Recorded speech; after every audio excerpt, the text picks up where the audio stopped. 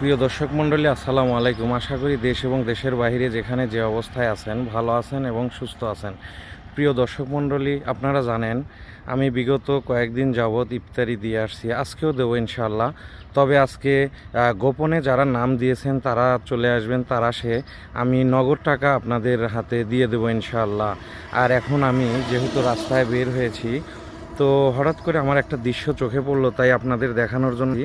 এই যে দেখুন, এখানে গ্রামের সেই কৃষকেরা কিন্তু এখানে ধান লাগানোর কাজে ব্যস্ত আছে।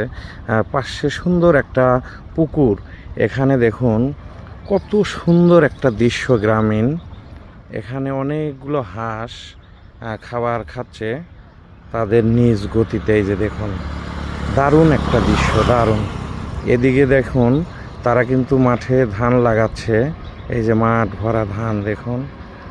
তারপরে এই পাশে দেখেন কি দারুণ দৃশ্য। আসলে এরকম দৃশ্য গ্রাম ছাড়া পাওয়া খুবই টাফ ব্যাপার।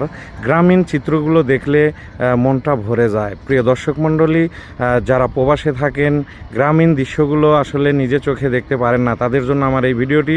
সবাই ভালোবেন এটাই প্রত্যাশা করি। আল্লাহ হাফেজ।